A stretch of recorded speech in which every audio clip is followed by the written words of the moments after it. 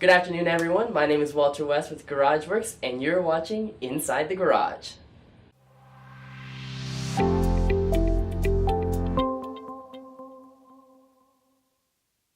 Joining me today is Cindy Quinlan from Brookwood High School. Cindy, thank you so much for being here today. No problem. Happy to be here. Can you tell me a little about your background? Sure. I'm a Go Dogs, University of Georgia alumni. I graduated from Terry College of Business. I have a dual MIS and marketing degree, and I did one of those internships for a well-known insurance company in their data center and realized that being housed in a cubicle is just not for me. And so I always wanted to be a teacher, so I went back and got my master's in occupational studies, which is now kind of workforce education, and decided I was going to go back and teach high school business ed, marketing, and so I taught Java and programming and web design and all those classes for a couple years. Transitioned into my love of what I thought was my love at that time, marketing. Ran the school store, taught fashion, principles, and then I stumbled on entrepreneurship. And even though I'm a classically trained educator, I fell in love with the possibilities of what teaching entrepreneurship can give to young students. And it's kind of been my home ever since. And for the last, 6-7 years, it's what I do. Now, I heard that you're actually the one who's been really responsible for pushing the entrepreneurship program that Brookwood High School has now. Am I correct? Correct. That is me. So what really motivated you to kind of have that focus and want that focus in our education system? Well, I see this as an opportunity to what I like to call disrupt education. So the traditional educational model, you've got students in desks, they're learning from textbooks, it's do this, do that, it's very objective oriented. And we need to be developing our students for an innovative society. So why doesn't education do that? So I took it upon this as being an opportunity because if I'm teaching entrepreneurship, I need to be an entrepreneurial mindset and an entrepreneur in my own classroom. So why not disrupt education and teach innovative thinking and entrepreneurial processes at the high school level? And since then, we've expanded even down to elementary school, and we have a whole K through 12 entrepreneurship training pathway for students within the Brookwood cluster in the Snellville area. But ultimately, what this program does is it provides opportunities for the students to really take control of their future. So whether or not they're owning their own business in the future, they will have the skills and ability to do that. But they have what we call the entrepreneurial mindset, where they've developed their problem solving, their thinking, the critical thinking, communication, all of those skills that are necessary if you work for somebody else to be innovative in entrepreneurial thinking or entrepreneurship within a company. That's what's needed. I mean, and if you have those skills, mindset first, and if you have the skill of that mindset, then anything else that you need to work at is icing on the cake. You can learn everything else. So that's fun. Wow. I had no idea that the school system here was that integrated, that it was K through 12 now. Mm-hmm. That's quite an accomplishment. Well, it's not just me. I've got great teachers, like some of the best in the world that are in the Brookwood cluster that are by my side helping us do this. So, well, has the program been very successful for you? Yes, we actually started out with me just teaching entrepreneurship as a regular class. And in the last 6 years, we have moved from, I've now brought in a language arts teacher. So it's integrated with the core language arts credit. So they are getting 4 years of entrepreneurial lens of language arts, which is their core language arts credit on their transcript. But everything that they do, they're still reading the classics, the fiction, the nonfiction, every skill that you learn in language arts is now being taught through an entrepreneurial lens. So all of the projects, even when you read the fiction, instead of having the theoretical, literary, you can talk about that, but the project output of what the student does is entrepreneurial in nature. So if you, like for example, you read the Scarlet Letter, a business gets, or a person gets labeled with because of an action that they did. They're tagged and labeled with that. Well, what happens is in business, if you make an unethical decision or you get labeled with something, how do you break that label? So that's something they would talk about in language arts, and then actually even put problems and existing case studies in front of what this has happened and now solve the problem. Wow. So it sounds like you've really done a good job of integrating entrepreneurship into your school curriculum or course curriculum.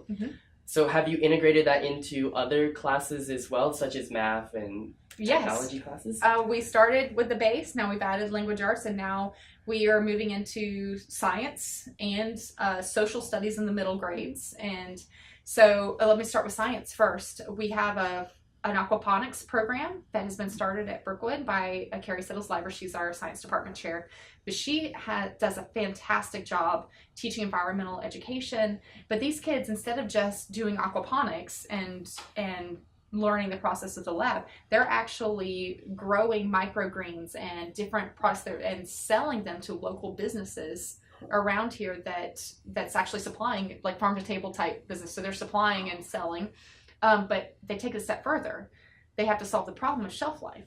So what other products can we develop through an aquaponics system? Like, for example, soaps made from the fish oils, all natural soap products. They have to brand them, price them, package them. Then they can sell them at farmers markets, like through the city of Snellville, pop-up markets, or they do the Brookwood farmers market out in front of the school every now and then. But it's all tied into the curriculum that she teaches.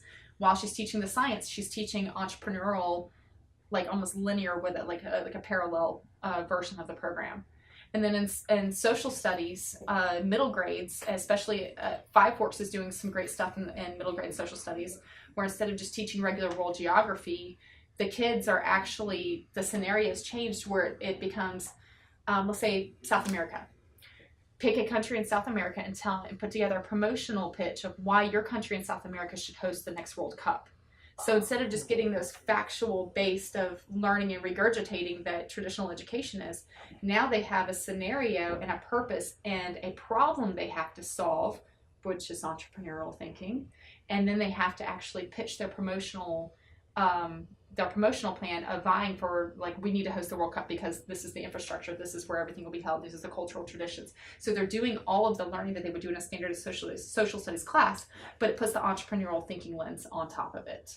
And Cruz is doing great things as well. They have a whole entrepreneurial mindset advisement program that students go through at the 8th grade level. So we're doing, even though to me, it sounds like it's a huge program, but to me, we're just beginning. Wow. Well, in that case, where do you see this program actually going in the next 5 to 10 years, or even greater? I will probably continue to move in other subject areas, but teaching the entrepreneurial mindset is ultimately where we are changing education in the Brookwood cluster, and through partnerships with the city of Snellville and places like GarageWorx, they can support us on this mission. We now have the eyes of educators all, not only across the state, but across the United States. We have other countries contacting us and wanting to know how you're doing this. For example, Costa Rica has found us on Google. So we want to know how to do this integrated entrepreneurship thing. Let us know. So we're Skyping back and forth with them. Norway Junior Achievement wants to come and learn from us and shadow us for a week in the fall. And then I also teach for a nonprofit called Real Edge, which promotes entrepreneurship education across the world. And so we train educators, and honestly, a lot of the instructor team are the Brookwood cluster educators. So, and it's spreading. We keep getting asked these questions on how do you do this? So we're looking at scalability here. And ultimately, I think this is the first step to really disrupting education across the board, not only in our cluster, but the state, nationally, and potentially internationally. I'll be teaching in Bulgaria in July, leading a workshop to language arts teachers and philosophy teachers and math teachers in Bulgaria. So, and teaching problem solving and how to do an entrepreneurial mindset with their students. And it's a new concept for them. So it's going to be a challenge, but we can do this. Wow. So it sounds like this program is really pioneering the community for entrepreneurship programs in school systems. And it looks like it's not just from the community of Snellville, but it's really spreading and having an impact nationally and internationally. And that's incredible. Like, that's absolutely incredible. We're excited. I bet you are. I bet, absolutely. Cindy, how have you seen this program really impact our local community now? Because we touched on how it's impacting national and international, but I'm curious as to what's happening in our local community as well. Okay, well, there's a couple different things that are going on. We have a partnership with Eric Van Ottern, who's our economic development manager. I'm sure you've probably heard a lot about him, but we run a Snellville Shark Tank competition. And so our students, rather than talking about launching a business in a theoretical sense, we say, no, what skills and abilities do you have right now as a high school student that you can create something, some product of value that other people will value and pay their hard-earned money for.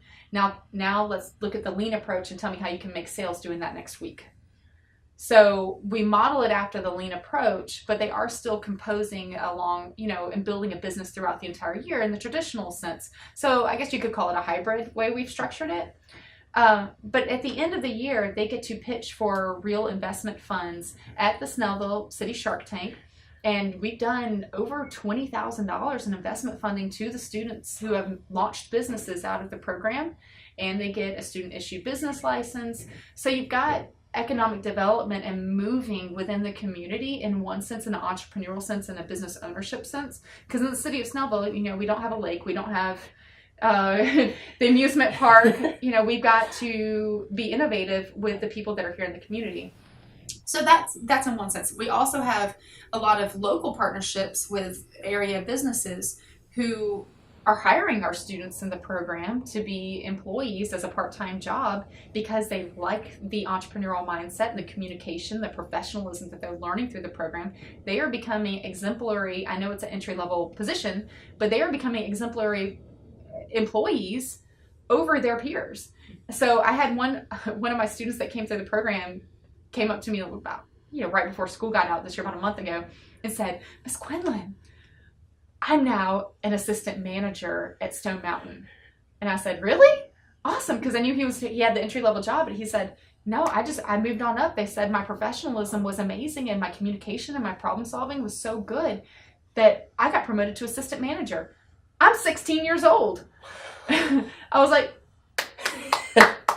good job. So as from an employee standpoint, we're producing better workers. From an entrepreneurial standpoint, we're producing more economic development for the city. Then also we use a lot of project-based learning in the class. So with the new Snellville City Market, our students were challenged to come up with ideas for businesses that should be recruited to set up house in the new city market. They also had to put together a proposal for what the business should be and look like, but also look at that 22,000 square foot room that's going to be on that third floor. What should go in there? So if you want to attract a millennial population, what better than asking the high school kids to figure out what businesses those should be? Because I know they're not technically millennials, but they are going to be that younger crowd that the city of Snellville wants to bring in. So when they go to college, do they come back and raise their families here? So if they feel like they have ownership or partake in the development of this city, you're more likely to grow some roots here and make it your place, that you raise your family. So it's really translating things not just from the classroom and preparing them for secondary education, but really preparing them for the future and for bettering our local community as well. Right, exactly. It's a perfect match. Wow. I'm quite impressed. But with a program this size, there had to be some challenges though. What was it that kept you going when you hit those walls or when you hit those setbacks? I always use the term pivot.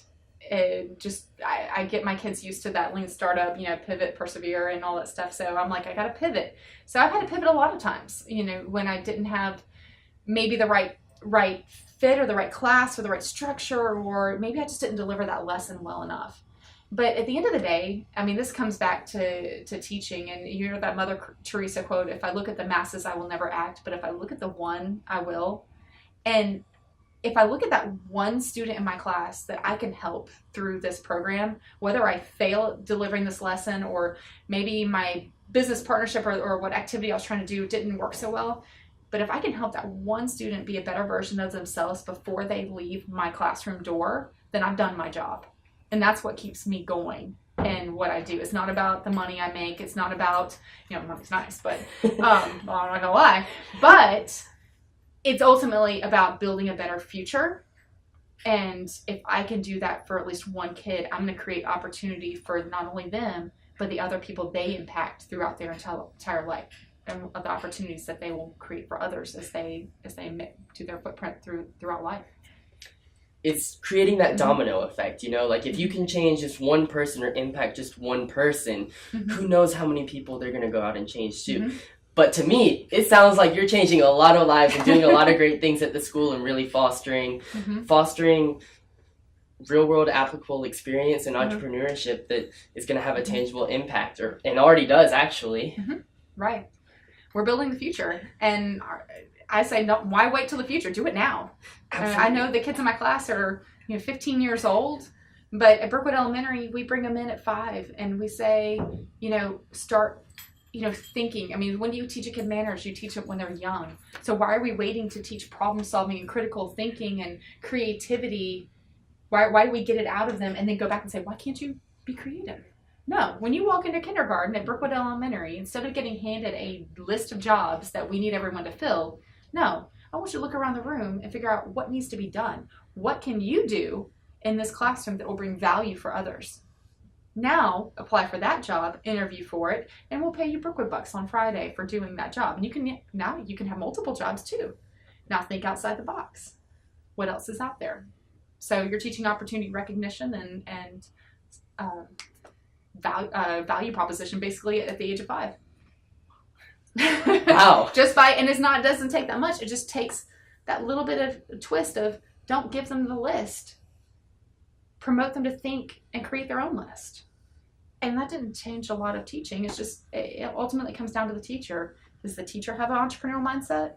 Yes or no? And that's what I do on the side. I teach other teachers how to get an entrepreneurial mindset no matter what subject you teach. How can you twist your curriculum to add that entrepreneurial thinking component?